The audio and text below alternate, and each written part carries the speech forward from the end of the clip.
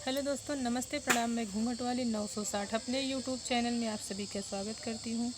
तो दोस्तों, मैं सुनाने जा रही हूँ बहुत ही प्यारा सा चुटकुला लाचारी गीत। कैसी लगी गीत कमेंट में ज़रूर बताइएगा।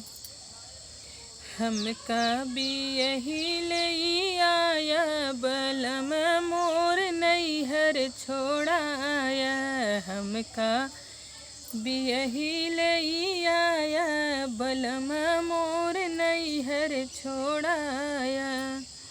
छूट गईले पापा हो, छूट गईले मम्मी, छूट गईले पापा हो, छूट गईले मम्मी।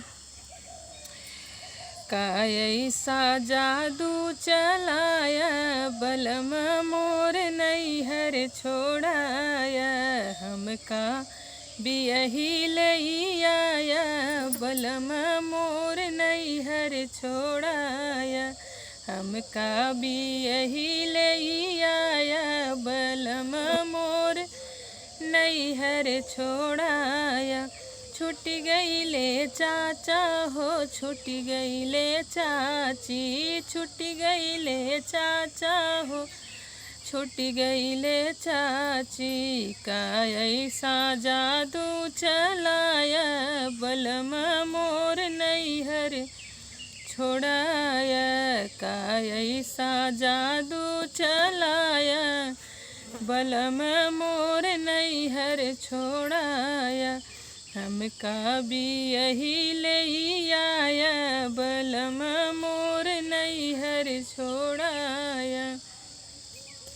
छूट गईले भैया हो, छूट गईली भाभी, छूट गईले भैया हो, छूट गईली भाभी। का ऐसा जादू चलाया बलम मोर नैहर छोड़ाया, का ऐसा जादू चलाया बलम मोर नैहर छोड़ाया, हमका भी यही ले आया बलम मोर नैहर छोड़ाया।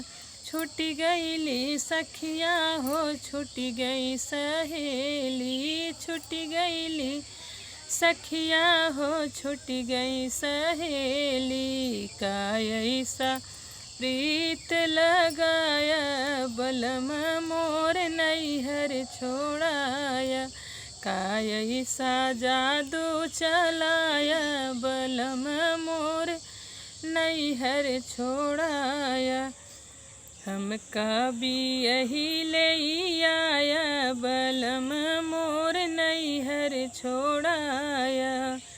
तो दोस्तों, ये था मेरा छोटा सा लाचारी गीत। कैसी लगी गीत कमेंट में ज़रूर बताइएगा। प्लीज़ मेरे चैनल को सब्सक्राइब करना, वीडियो को लाइक करना। फिर मिलूँगी कोई अगली नेक्स्ट वीडियो में अच्छे गीत के साथ। तब तक के लिए नमस्ते, प्रणाम।